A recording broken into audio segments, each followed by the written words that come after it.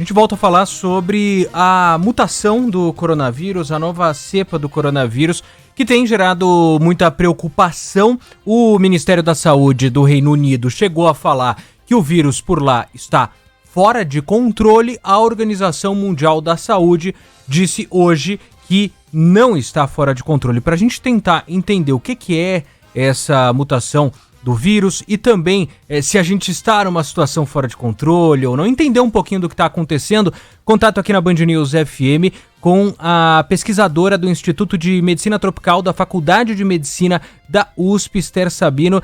Primeiro, muito obrigado, boa noite, obrigado por atender a Band News FM. Boa noite, muito obrigada pelo convite. Eu queria começar com essa pergunta. A gente tem o Ministério da Saúde do Reino Unido usando um termo que assusta, né? Falar fora de controle. A Organização Mundial da Saúde indo para o outro lado, dizendo que não, calma, a gente está monitorando a situação. A gente já tem dados suficientes para entender realmente o que é essa variante do coronavírus, professora? Então, é uma variante, e na verdade uma nova linhagem com uma série de mutações, muitas delas nessa proteína, que é a proteína que se liga ao receptor da célula humana, e que ela começou a aumentar de uma forma mais rápida e por isso foi detectada no Reino Unido. Quando eles quiseram dizer fora de controle, foi que estava aumentando muito rápido e por esse motivo eles preferiram tomar algumas atitudes mais drásticas, tentando diminuir ou mitigar a forma como ela é transmitida. Como a gente sabe, diminuindo o contato, você consegue controlar e diminuir a transmissão. E quando o Ministério da Saúde do Reino Unido falou na possibilidade, eles não têm dados ainda sobre letalidade.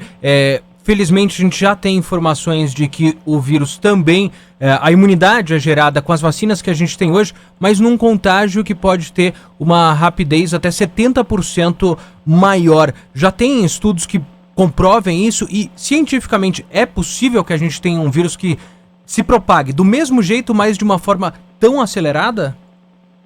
Então, na verdade, esse é um deles.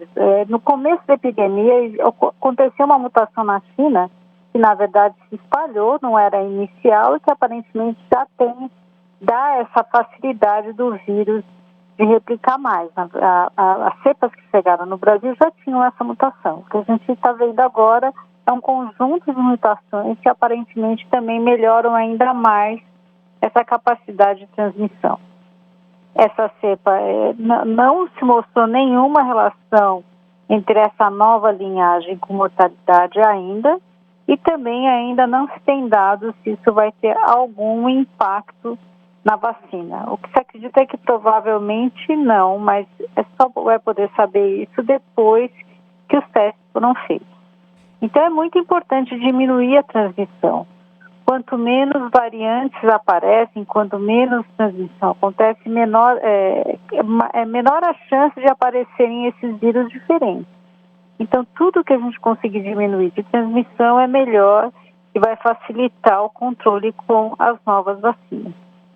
E até para a gente passar uma orientação, né, para os ouvintes, a gente não sabe se essa nova cepa já foi ou não identificada no Brasil. Não tem nenhuma notícia sobre isso. Se sabe em outros países da Europa, também se fala na Austrália. Mas tendo uma taxa de contágio mais acelerada ou não, a forma de transmissão continua sendo a mesma. Isso não mudou. Então, os cuidados devem ser os mesmos, né? Exatamente. Os cuidados são os mesmos. As pessoas devem ter os mesmos tipos, a mesma forma de precaução e também continuar, porque todas as variantes são importantes. Então é importante todo mundo tomar cuidado ainda. Ainda os casos estão aumentando no Brasil, então precisa tomar cuidado e esse é mais um alerta para lembrar todos deste problema. E a gente está em um momento de muitos alertas, porque a gente está no fim do ano, momento em que se tem reuniões familiares, o pedido é para que elas não sejam realizadas. No Reino Unido elas foram proibidas em algumas regiões, Londres, por exemplo. E aonde eu queria chegar? A gente tem essa informação do Reino Unido de que o vírus está se espalhando muito mais rápido depois que foi identificada essa nova cepa. Mas pode ter um comportamento social também, professor? Porque as pessoas relaxaram das medidas. O Reino Unido chegou a ter uma flexibilização da quarentena muito maior porque atingiu ali uma baixa muito grande no número de casos até ter uma segunda onda. Então, o comportamento social das pessoas também pode ser um motivador para essa aceleração no contágio? Então, isso é uma das hipóteses, pode sim, é possível, mas existem algumas alterações e o fato dessas mutações serem regiões muito importantes do vírus, se acredita que também ela tem um comportamento e uma capacidade maior de replicação, de transmissão.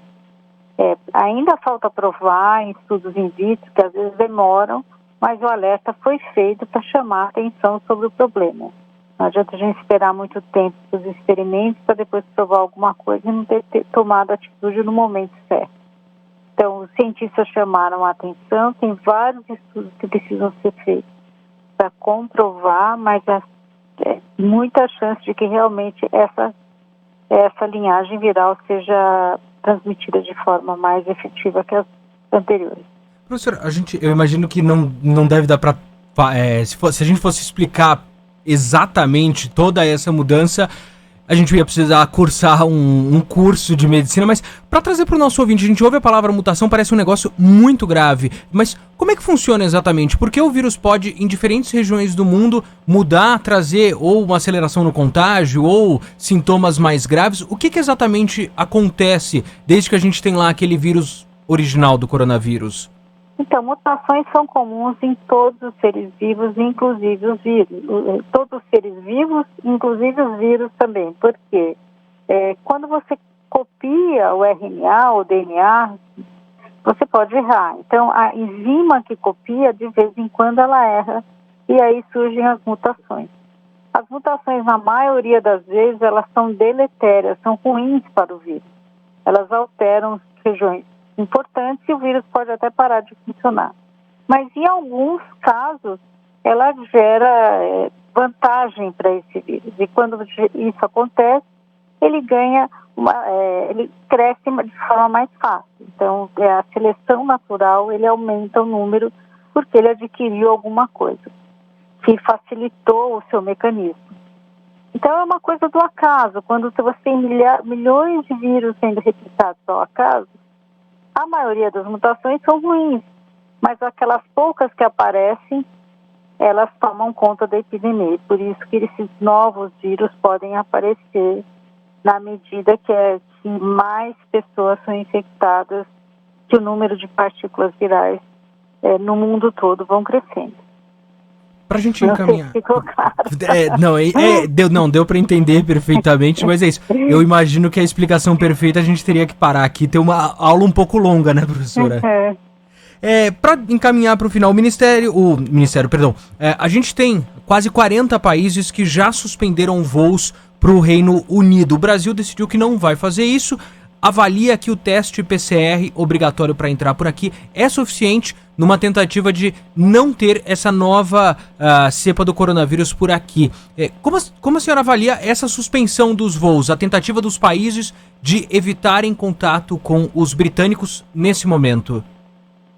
Então, são decisões muito difíceis. Eu acho que sim, existe a chance dessa cepa chegar no Brasil, ou até já ter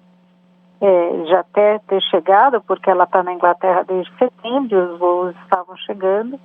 Existem cepas semelhantes, também uma outra linhagem que aparece muito com essa e está acontecendo na África do Sul. Então é muito difícil a tomada dessas decisões, né? Qual é o momento melhor?